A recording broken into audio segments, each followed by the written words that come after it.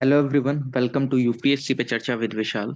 तो जैसे कि आपको पता है, हमारा यूपीएससी का सी सेट भी एक बैच चल रहा है, इकोनॉमिक्स का भी। लेकिन मैं लूसेंट को भी कर रहा हूँ, जो भी अपकमिंग स्टेट पीसीएस हैं। और यूपीएससी के लिए तो ये बहुत ज़्यादा इंपॉर्टेंट है, जितनी भी फैक्चुअल इन्फॉर्मेशन है वो सारी चीज़ें हम कर रहे हैं। प्लस इसमें अंडरस्टैंडिंग भी बन रही है टॉपिक की। तो चलिए आज का लेक्चर स्टार्ट करते हैं। कल हमने लास्ट बुद्धिज्म एंड जैनिज्म करा था, तो आज हम देखते हैं मॉडर्न पीरियड। एक बार प्लीज मैसेज में टाइप करके भी बता दीजिए अगर स्क्रीन में कोई दिक्कत ना ये हो तो। दिख रही है सर। ओके ओके, चलिए। तो मॉडर्न पीरियड से स्टार्ट कर लेते हैं। तो अगर आप देखते हैं तो ये जो है ये कब से कब तक रहा, ये 322 बीसी से 185 बीसी, यानी कि 322 बीसी से 185 बीसी तक रहा। सोर्सेस कहाँ कहाँ से आपको देखने को मिलते हैं, लिटरेरी सोर्सेस। एक सबसे पहले जो ये कौटिल्य अर्थशास्त्र। कौटिल्य अर्थशास्त्र ये क्या है, मोस्ट इम्पोर्टेंट लिटरेरी सोर्स है मौर्यास का, जहाँ से आपको मौर्य के बारे में पता चलता है। और ये बेसिकली ये गवर्नमेंट के बारे में बताता है, पॉलिटी के बारे में बताता है, और ये क्लियर एंड मेथोडोलॉजिकल एनालिसिस देता है पॉलिटिकल एंड इकोनॉमिक कंडीशन के बारे में मौर्य पीरियड की। ठीक। और अगर आप देखेंगे तो उसके बाद मेगास्थनीज जो है, मेगास्थनीज जो कि उसकी इंडिका है, वहां से आपको देखने को पता चलता है इसके बारे में मौर्य के। मौर्य जो पीरियड था उसके बारे में। मेगास्थनीज जो था एम्बेसडर था किसका, सेल्यूकस निकेटर का, चंद्रगुप्त मौर्य के दरबार में। इसने इंडिका लिखी थी, जो कि जितने भी मतलब चीजें हैं उसके बारे में डिस्क्राइब करती है।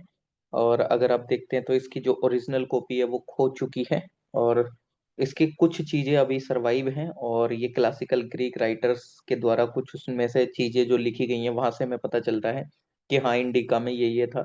जैसे कि स्ट्रैबो ने लिखा था कुछ, डिंडोरस, अर्रियन, प्लूटार्क करके। और कुछ लैटिन राइटर्स थे जैसे प्लिनी एंड जस्टिन करके। और ये रेफर करता है मॉडर्न एडमिनिस्ट्रेशन, यानी कि 7 कास्ट सिस्टम आपको देखने को मिलता है यहाँ पे। और यहाँ पे एब्सेंस ऑफ स्लेवरी देखने को मिलेगा। और यहाँ पे अगर आप देखेंगे इसके बाद तो विशाखा दत्त का जो था मुद्र राक्षसा आपको देखने को मिल जाती है। और ये लिखी गई थी गुप्ता के समय में, और ये डिस्क्राइब करती है चंद्रगुप्त मौर्य के बारे में। और मतलब किस तरीके से चाणक्य ने कैसे असिस्टेंट करा किसका, नंदा को हटाने के लिए चंद्रगुप्त मौर्य को कैसे उन्होंने हेल्प करी, कैसे उन्होंने एक तरीके से चाल चली है, जो भी ऐसा था तो उसके बारे में पता चलता है। और सोशियो इकोनॉमिक कंडीशन के बारे में वहां से पता चलता है। पुराण्स पुराणास जो भी आप बोलना चाहें, तो ये एक बताता है रिलीजियस टीचिंग्स के बारे में, और जो मौर्यन किंग्स थे उनकी लिस्ट के बारे में। बुद्धिस्ट लिटरेचर है जो कि इंडियन बुद्धिस्ट टेक्स्ट है, जैसे कि जटाकास जो कि एक पार्ट है। अ, खुद्दा निकाया जो कि शुद्ध पिटाका का है, जिसके अंदर 549 स्टोरीज हैं बुद्धा के प्रीवियस बर्थ के बारे में, और रिवील करती है एक general picture socio economic conditions की मौर्य पीरियड की। और एक है सेकंड सेलोनीज बुद्धिस्ट क्रॉनिकल, जिसको दिपवंशा और महावंशा बोलते हैं, जो कि डिस्क्राइब करती है चीजों को, जो कि पार्ट प्ले करा गया है अशोका के द्वारा बुद्धिज्म को फैलाने में। श्रीलंका में किस तरीके से उसने फैलाया, अपने लड़का और लड़की को भेजा था ना, कल मैंने बताया भी था और आप लोगों को पता भी होगा। और तिब्बतन बुद्धिस्ट टेक्स्ट है एक, जिसको दिव्या वदना बोलते हैं, जो कि इंफॉर्मेशन देता है अशोका के बारे में और उसके एफर्ट्स के बारे में कि किस तरीके से उसने स्प्रेड करा बुद्धिज्म को। ओके, नेक्स्ट आर्कियोलॉजिकल सोर्सेस से आपको क्या क्या पता चलता है, जैसे कि अशोकन एडिक्ट है और इंस्क्रिप्शन है। तो यहाँ पे आप अगर देखते हैं तो रोक एडिक्ट्स हैं, पिलर एडिक्ट्स हैं, कुछ केव इंस्क्रिप्शन है, यानी कि जो गुफाओं में लिखा हुआ है, जो कि अलग अलग लोकेशन पे आपको भारत में देखने को मिल जाती है। वहां से मौर्य के बारे में पता चल जाता है। और अगर आप देखें तो इनको डिसाइफर करा गया था जेम्स प्रिंसेप के द्वारा 1837 में, यानी कि कुछ डिसाइफर इन द सेंस कि जो उसमें लिखा हुआ है तो वो उन्होंने समझा एक तरीके से। ठीक। और आइडेंटिफिकेशन करा गया कि ये अशोका जो है इन एडिक्ट्स के ऑथर हैं, ये अशोका के द्वारा ही हैं, जो कि शुरुआती 20th सेंचुरी में मतलब पता लगाया गया। ठीक। और काफी जो सारी चीजें हैं इसमें, मतलब आपको बुद्धिज्म के बारे में भी देखने को मिल जाती है कि किस तरीके से अशोका ने बुद्धिज्म को अपनाया। ठीक। और उसका किस तरीके से रिलेशनशिप था संघ के साथ, प्राकृत जो थी वो लैंग्वेज यूज करी जाती थी, और जो स्क्रिप्ट होती थी वो कौन सी होती थी, खरोस, मतलब वो रीजन टू रीजन वेरी करती थी, कि अगर कोई भी एक शिलालेख वगैरह पाया गया है नॉर्थ वेस्ट में तो वो खरोस्ती स्क्रिप्ट में लिखा गया है। और बाकी जो अगर आप देखेंगे ईस्ट इंडिया में जो है वो ग्रीक एंड अरामिक में लिखा गया है वेस्ट में, और ब्राह्मी लिखा गया है ईस्ट इंडिया में, ठीक। तो यानी कि नॉर्थ वेस्ट में अगर कोई चीज मिला है वो खरोस्ती स्क्रिप्ट में है। ग्रीक और अरामिक जो कि पश्चिमी से कुछ चीज मिली है, ईस्ट से अगर कोई मिला है तो वो ब्राह्मी मिला है, ठीक, ब्राह्मी स्क्रिप्ट में लिखा हुआ है। इसके अलावा अदर इंस्क्रिप्शन, जैसे जूनागढ़ रोक इंस्क्रिप्शन है जो कि रुद्र दमन, मतलब जूनागढ़ रोक इंस्क्रिप्शन जो कि रुद्र दमन में है, वहां से आपको कुछ चीजें पता चलती हैं इसके बारे में। उसके बाद अगर आप देखते हैं तो शोहोगोरा कॉपर प्लेट इंस्क्रिप्शन जो कि गोरखपुर डिस्ट्रिक्ट में यूपी के, और महास्थान इंस्क्रिप्शन जो कि बोगारा डिस्ट्रिक्ट में है बांग्लादेश के, वहां से आपको इनके बारे में पता चलता है। और ये डायरेक्टली कंसर्न है, बेसिकली मौर्य पीरियड से ये जुड़ी हुई हैं, और ये मतलब उसके बारे में आपको चीजें पता चलती रहती हैं। उसके अलावा आपको कुछ वुडन प्लेसेस है चंद्रगुप्त मौर्य के, नॉर्थन ब्लैक पॉलिश्ड वेयर है, वहां से पता चलता है। Silver and copper punch marked coins है जो कि मिले हैं कुम्हारार पटना में। और इसके अलावा भी आपको बहुत सारी चीजें मिली हैं जो कि मौर्य के बारे में बताती हैं। ये तो कुछ इंपॉर्टेंट चीज थी, चलो ठीक है। अब यहाँ पे इसके बारे में देख लेते हैं जो कि अशोका के एडिक्ट्स और जो इंस्क्रिप्शन यानी कि जो शिलालेख वगैरह मिले और वहां से क्या क्या मिला, कहाँ पे मिला। एक तरीके से जो रोक एडिक्ट्स देख लेते हैं तो 14 मेजर रोक एडिक्ट्स अलग अलग जगह से मिली, ठीक। और इसके अंदर क्या है, धम्म के बारे में है, कि किस तरीके से धम्म है, यानी कि धम्म वही धर्म वगैरह के बारे में आपको चीजें पता चलती हैं। ये कहाँ कहाँ से मिली, अलग अलग जगह से। जैसे एक है मनशेरा जो कि पाकिस्तान में है, शाबी गढ़ी जो कि कहाँ है, पाकिस्तान में ही है, कलसी जो कि देहरादून में है, जूनागढ़ जो कि गिरनार वाले एरिया गुजरात में है, शोपारा जो कि थाने महाराष्ट्र में, येरागुडी जो कि कुर्नूल में आंध्र प्रदेश के अंदर, धौली खुर्दा जो कि उड़ीसा में है, जोगड़ा जो कि गंजम उड़ीसा के अंदर है। तो यहाँ से ये 14 रोक एडिक्ट्स मिली हैं। तो कई बार आपको नाम दे देता है कि क्या यहाँ से मिली है रोक एडिक्ट के, नहीं, तो आपको थोड़ा बहुत अगर आइडिया भी है तो तब आप बता सकते हैं। दो कलिंगा रोक एडिक्ट्स मिली हैं जो कि बताती हैं सिस्टम ऑफ एडमिनिस्ट्रेशन के बारे में, जो कि कलिंगा वॉर के बाद हुआ, यानी कि जब कलिंगा वॉर हुआ था तो अशोका को काफी पछतावा वगैरह हुआ था, उसके बाद चीजें कैसे हुई कैसे नहीं, तो उसके बारे में पता चलता है। तो ये कहाँ से मिलता है, एक मिलता है दोली और तोशली जो कि उड़ीसा में है, उड़ीसा के खुर्दा में, जोगड़ा जो कि उड़ीसा गंजम डिस्ट्रिक्ट में आपको देखने को मिल जाता है। उसके अलावा अगर आप देखते हैं तो माइनर रोक एडिक्ट्स, ठीक, यहाँ से क्या मिलता है आपको देखने को, पर्सनल हिस्ट्री पता चलती है अशोका की, और समरी मिलती है धर्म की, धम्म के बारे में। और ये कहाँ कहाँ से, सासाराम बिहार से मिला है, मस्की आंध्र प्रदेश से, और बैरत राजस्थान, रूपनाथ मध्य प्रदेश, गवीमात पलकी गुंडू सिद्धपुर, जतिंग रामेश्वर, और ब्रह्मगिरी जो कि कर्नाटका में है। तो यहाँ से भी आपको इसके बारे में पता चला है। भाबरू बैरत रोक एडिक्ट जो कि अशोका की कन्वर्सन के बारे में बताते हैं, वो है कहाँ पे, वह राजस्थान, भाबरू बैरत जगह से ये रोक एडिक्ट मिली है जो कि राजस्थान के अंदर में, जो कि बताती है कि अशोका कैसे कन्वर्ट हुए बुद्धिज्म के अंदर, ठीक। चलिए नेक्स्ट, 7 पिलर एडिक्ट्स। इसके अलावा पिलर एडिक्ट्स यानी कि जो पिलर के ऊपर लिखे हुए हैं, ठीक। तो ये कहाँ कहाँ से मिला है, ये है मेरठ दिल्ली और टोपरा दिल्ली। जैसे मेरठ दिल्ली को बोलते हैं छोटी लता, मेरठ वो तोपरा दिल्ली वाली जो जगह है उसको बड़ी लता, इलाहाबाद जो कि यूपी में है, लोरिया, लोरिया नंदनगढ़, और लोरिया अरेराज रामपुर बिहार। यहाँ से ये कुछ 7 पिलर एडिक्ट्स मिले हैं। उसके अलावा 4 माइनर पिलर एडिक्ट्स हैं जो कि साइन है अशोका के फेंटिसिज्म का, जो कि धम्म में आए थे। तो ये सांची मध्य प्रदेश से मिले हैं, सारनाथ और इलाहाबाद यूपी से। दो तराई पिलर एडिक्ट मिले हैं जो कि अशोका के रेस्पेक्ट दिखाते हैं बुद्धिज्म के रिगार्डिंग। ये मिला है रुमनादेई लुम्बिनी और निगलइवा तराई या नेपाल से। इसके अलावा कुछ केव एडिक्ट्स जैसे तीन बराबर के केव एडिक्ट मिले हैं। अशोका के टोलरेशन के बारे में बताते हैं। बराबर हिल्स जो कि गया और बिहार से मिले हैं। अशोका के 14 मेजर रॉक एडिक्ट्स जो कि बताते हैं किस किस चीज के बारे में। एक बताते हैं कि किस तरीके से एनिमल का सेक्रीफाइस नहीं करना चाहिए, मतलब और मतलब प्रोहिबिशन ऑफ एनिमल सेक्रीफाइस, यानी कि एनिमल की जो बलि वगैरह देते हैं उसके बारे में बता रखा है कि उसको बंद होना चाहिए। फेस्टिव गैदरिंग्स के बारे में है, फेस्टिवल्स में जो लोग इकट्ठा होते हैं। सोशल वेलफेयर के बारे में है। ब्राह्मणास के बारे में है। रिलेटिव्स एल्डर और एनिमल्स के कंसिडरेशन के रिगार्डिंग है। अपॉइंटमेंट के रिगार्डिंग है। हम महामात्रास के और उनकी ड्यूटी क्या होनी चाहिए। किस तरीके से इफिशिएंट ऑर्गेनाइजेशन का एक एडमिनिस्ट्रेशन चलना चाहिए और क्या टॉलरेंस होना चाहिए ऑल रिलीजन्स और जितनी भी ये सेक्ट हैं रिलीजियस सेक्ट हैं उनमें। धम्म यात्रा का सिस्टम क्या होना चाहिए। कैसे मीनिंगलेस सेरेमनरीज और रिचुअल्स पे अटैक हुआ या और किस तरीके से हम बिना लड़ाई के भी धर्म से किसी चीज को ले सकते हैं। एक्सप्लेनेशन बताई गई है।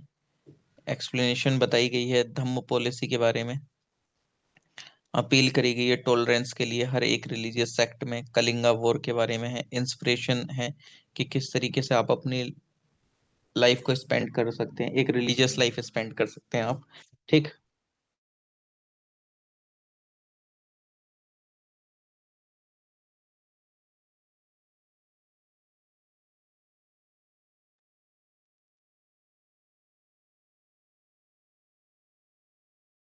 शूद्रास और जो मुद्र राक्षसा और जो जो विशाखा दत्त की है वो टर्म यूज करते हैं इनके लिए वृषल या कुलहीना, यानी कि एक लो क्लैन वाले व्यक्ति। और जो क्लासिकल राइटर हैं जैसे कि जस्टिन, वो डिस्क्राइब करते हैं चंद्रगुप्त के बारे में as a man of humble origin. Junagadh rock inscription जो कि है रुद्रदमन जो कि 150 एडी की थी, उसमें कुछ इनडायरेक्ट एविडेंसेस आपको देखने को मिलते हैं जो कि सजेस्ट करते हैं जो मौर्याज हैं उनको माना जाता है कि ये वैश्य के ओरिजिन भी हैं। ठीक।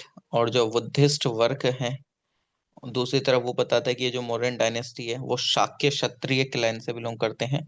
ठीक। जहां से बुद्धा बिलोंग करते हैं। और इनके अकॉर्डिंग ये जो रीजन है तो ये मौर्यास जो है इसका अगर पूरा देखा जाए तो पीकोक, पीकोक यानी कि मोर, ये यहाँ से शब्द निकल के आए हैं और जिसकी वजह से इनको मौर्याज बोला जाता है। MORI, Mauryas. ठीक। बुद्धिस्ट बेसिकली ऐसा माना जाता है कि बुद्धिस्ट ट्राई कर रहे थे एलिवेट करने के लिए इनकी सोशल पोजीशन, ठीक, अशोका की और उनके जितने भी उसके बाद जो कोई भी आया। तो इस वजह से हम कंक्लूजन में ये कह सकते हैं कि जो मौर्य हैं वो बिलोंग करते हैं मौर्य ट्राइब को, जो कि एक लो कास्ट रही होगी। बट अभी तक ये क्लियर नहीं है कि ये लो कास्ट थी, हायर कास्ट थी, कैसी थी। उससे तो अपन को भी इतना कुछ ज्यादा लेना नहीं है, बट ठीक है। तो सबसे पहले रूलर आते हैं इसके चंद्रगुप्त मौर्य जो कि 322 बीसी से 298 बीसी तक रहते हैं। और चंद्रगुप्त मौर्य नंदा रूलर का सर्वनाश, मतलब सर्वनाश इन द सेंस कि उसको गद्दी से हटा के किसको, धनानंद को उस गद्दी पे खुद बैठ जाते हैं और वो ऑक्यूपाई करते हैं। फिर क्या, पाटलिपुत्र को 322 बीसी में कौटल्य की हेल्प से, कौटल्य यानी कि चाणक्य की हेल्प से। और 305 बीसी में जो चंद्रगुप्त मौर्य है वो डिफीट करते हैं किसको, सेल्यूकस निकेटर को। सेल्यूकस निकेटर को वो डिफीट करते हैं, जो कि सरेंडर मतलब जो कि सरेंडर कर देते हैं एक काफी बड़ी टेरिटरी, जो कि अरिया, जो कि एक हैरत में है। और अराचोसिया जो कि कंधार में है। गैदरोशिया जो कि बलूचिस्तान में है। परोपनिषदे जो कि काबुल में है। और इसके बदले में 500 हाथी लेते हैं। ठीक। 500 हाथी लेते हैं। और ये जो ट्रीटी थी चंद्रगुप्त मौर्य सेल्यूकस के बीच में, ये हुई थी हिंदुकुश जो थी वो एक बाउंड्री लाइन बन जाती है इन दोनों राज्यों के बीच में। मेगास्थनीज जो कि एक ग्रीक एम्बेसडर थे, उनको सेंड करा गया था चंद्रगुप्त मौर्य के कोर्ट में सेल्यूकस निकेटर के द्वारा। चंद्रगुप्त जो कि एक जैन इंसान बन गए थे और वो चंद्रगिरी हिल में चले गए थे, श्रवण बेलगोला जो कि कर्नाटका में है, भद्रबाहु के साथ, जहाँ पे उनकी डेथ हो जाती है स्टारवेशन के कारण, जिसको सलेखान बोला जाता है या काया क्लेश कुछ करके ऐसे बोलते हैं, बट हाँ सलेखान बोला जाता है। यानी कि वो कुछ एक लास्ट में वो ले लेते हैं ना प्रण टाइप से कि अब कुछ नहीं खाएंगे उस तरीके से। तो इन्होंने भी ऐसे करा था, उनकी भूख के कारण मृत्यु हो जाती है। चंद्रगुप्त मौर्य फर्स्ट ऐसे थे जिन्होंने पूरे नॉर्थ इंडिया को यूनाइट करा था। काफी ठीक ठाक ट्रेड चला था, एग्रीकल्चर को रेगुलेट करने लगे थे, वेट एंड मेजर्स जैसी चीजों को स्टैंडर्डाइज कर दिया था, जो पैसा था उसका इस्तेमाल आ गया था चाल चलन में। टैक्सेशन, सैनिटेशन, फेमीन रिलीफ जो थे ये स्टेट के एक बड़े कंसर्न बन गए थे। यानी कि किस तरीके से राजस्व कर होना चाहिए, साफ सफाई कैसे होगी, फेमाइन यानी कि कोई अकाल ना आए उसके लिए कैसे चीजें चलेंगी, तो ये कंसर्न थे। यानी कि इन पॉइंटों पे ये लोग काम करते थे, यानी कि काफी अच्छा एडमिनिस्ट्रेशन चल रहा था कुल मिला के अगर देखा जाए तो। इनके बाद आते हैं बिंदुसार, जो कि 298 बीसी से 273 बीसी तक रहते हैं। चंद्रगुप्त मौर्य के ये बेटे मतलब चंद्रगुप्त मौर्य के बेटे होते हैं ये बिंदुसार जो है। बिंदुसार को जाना जाता है एमिटोक्रेट्स के नाम से। ग्रीक्स ग्रीक्स इनको एमिटोक्रेट्स के नाम से जानते हैं, जो कि ड्राइव हुआ है संस्कृत वर्ड अमित्रघटा, जिसका मतलब होता है slayer of Faez. Okay, Bindusara ने पूछा एंटी एंटियोकस फर्स्ट जो कि सीरिया के थे, उन पूछा क्या, उनको बोला कि आप मेरे को कुछ sweet wine, dried figs and a sophist, ये सब सेंड करो। तो जो एनिटोकस फर्स्ट है वही सारी चीजें सेंड कर देता है, और बहुत ही विनम्र तरीके से रिप्लाई भी करता है कि जो ग्रीक फिलोसफर हैं वो सेल के लिए नहीं है। बिंदुसार ने पैट्रनाइज करा आजीविकास को। इसके बाद आते हैं अशोका, जो कि 273 बीसी से 232 बीसी तक। बुद्धिस्ट टेक्स्ट के अकॉर्डिंग जो जिस टाइम मतलब जो अशोका थे, जो कि बेटे थे बिंदुसार के, वो जन्मे थे। इनकी मदर बहुत मतलब इनकी जो मदर थी वो काफी खुश थी। क्यों क्यों और वो इसी खुशी में उन्होंने बोला भी था नाउ आई एम अशोका।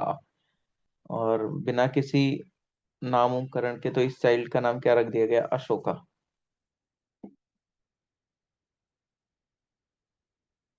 आगे देखते हैं।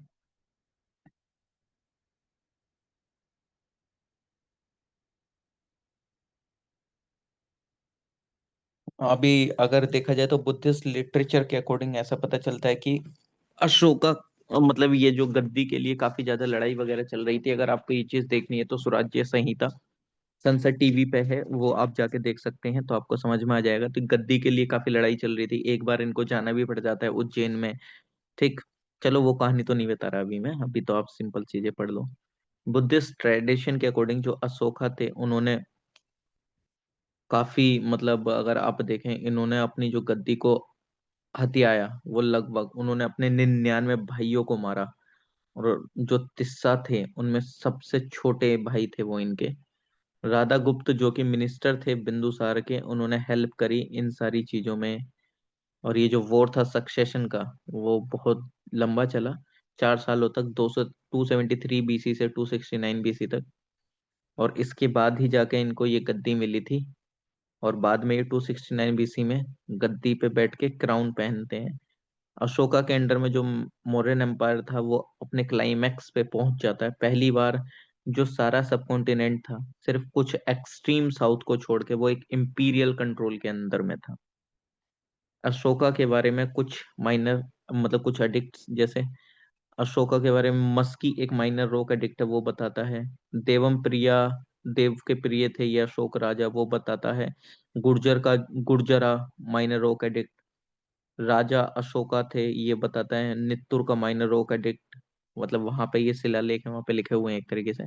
राजा जो है अशोक देवम प्रिया, यहाँ उदी गोलम माइनर रॉक एडिक्ट से पता चलता है। पियदस्सी राजा मगध यानी कि प्रिय के मतलब ये जो काफी ज्यादा प्रिय राजा है, ये कहाँ से, Bhabru Bairat minor rock edict से पता चलता है। पियदस्सी राजा Barabar cave inscription Piyadassi Kandahar major rock edict and Dipavamsa से पता चलता है। अशोका मौर्य जो है, ये नाम कहाँ से पता चलता है? रुद्र दमन जूनागढ़ रॉक एडिक्ट से। अशोक वर्धन, ये पुराण से पता चलता है कि हाँ, इनको इस नाम से भी जाना जा रहा है। अशोका जो थे, वो लड़ाई करते हैं, कलिंगा की वॉर होती है 261 बीसी में। इनका 9 साल ही हुए थे गद्दी पे बैठे हुए, तब ये लड़ाई होती है, और इसमें बहुत बड़े लेवल पे लोगों की हत्याएं होती हैं, मतलब एक लार्ज लेवल पे। ठीक है। और इस चीज को हम बहरी घोषा भी कह सकते हैं, वो रिप्लेस बाय धम्म घोषा। बहरी घोषा को रिप्लेस कर दिया गया इस जगह पर धम्म घोष की शब्द से। अशोका जो थे, वो काफी एक्सट्रीम पैसिफिस्ट थे, और उन्होंने मतलब अगर देखा जाए तो जैसे ही कलिंगा का वॉर खत्म हुआ तो उनको बहुत ज्यादा रियलाइज हुआ, बहुत ज्यादा बेकार लगा। उस दिन से उन्होंने वो सारी चीजों को छोड़ के वो बुद्ध का पाथ को अपना लिया था। अशोका ने क्या करा, अपने मिशनरीज भी सेंड कर रहे थे वैसे तो, चोलाज वगैरह, पांड्याज वगैरह, और अलग जितने भी रूल्स थे, स्टेट जो कि रूल करे जा रहे थे जैसे ग्रीक किंग्स के द्वारा, इन सब जगह पे अपने आप को एक्सटेंड करने के लिए, जैसे इन्होंने सीरिया में भेजा था अपना मिशन, इजिप्ट में भेजा था, और उसके अलावा अगर देखा जाए तो श्रीलंका में भेजा था, म्यांमार में भेजा था, तो यानी कि ये काफी ज्यादा इन्होंने मिशन भी सेंड करे थे। ठीक। बट कलिंगा वॉर जो वो उनके पूरी चीजों को बदल देता है, नरसंहार इतना हो जाता है कि वो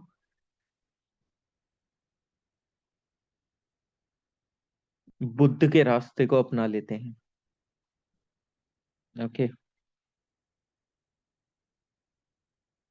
अशोका धर्म एक स्पेक्टेरियन फेथ है, जिसमें वो काफी ज्यादा एक सोशल ऑर्डर वाली चीजें करते हैं, मतलब एक तरीके से वो पूरे एक धीरे धीरे एक जानवर से इंसान बनने की सोच रहे थे, मतलब जैसा उनको लग रहा था कि नहीं, ये सब चीज नहीं करना चाहिए, ये वो करके, तो उनको पछतावा हुआ। पछतावा होना बहुत बड़ी बात है, और उसके बाद उन्होंने बुद्धिज्म को एक लार्ज लेवल पे अपनाया। ठीक। इसके अलावा बहुत सारे मौर्य डायनेस्टी में किंग वगैरह आए 232 बीसी से 185 बीसी तक।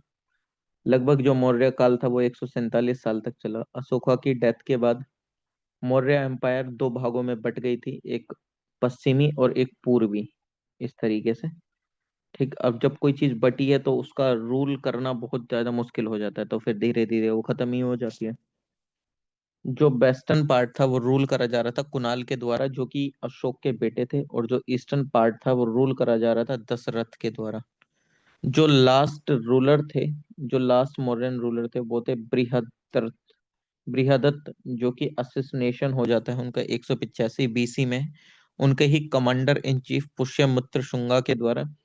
पुष्यमित्र सिंगा के द्वारा क्यों होता है, अगर मैं बताऊं तो हल्की सी कहानी है, तो आप स्वराज्य संहिता में देख सकते हैं सनसद टीवी की।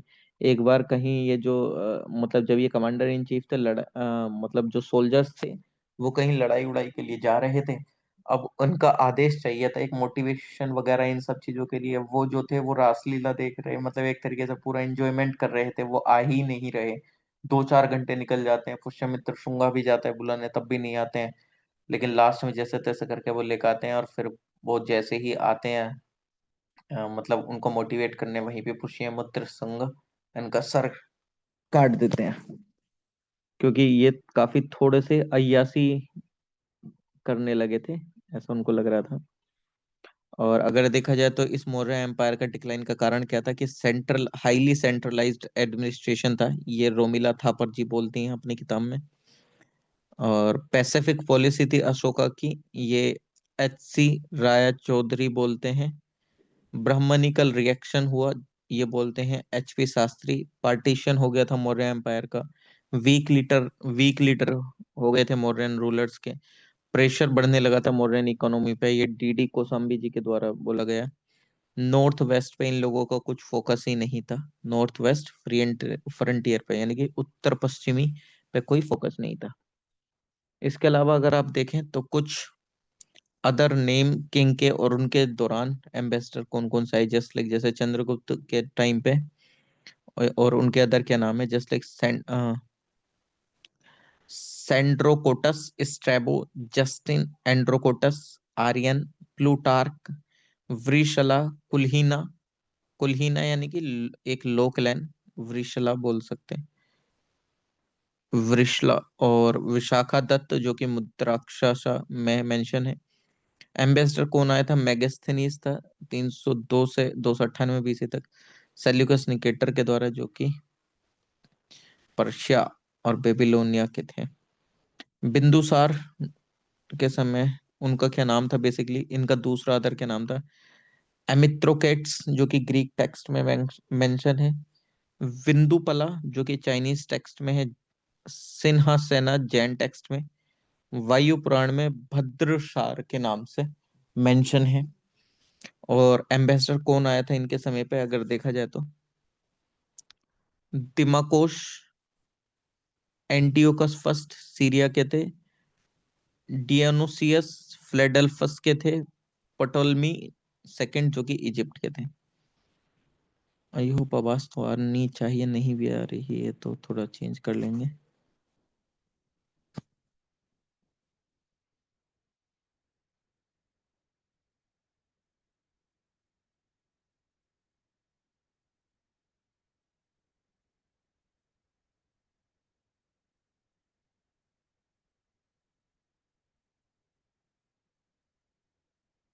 मौर्यन एडमिनिस्ट्रेशन के बारे में देखते हैं।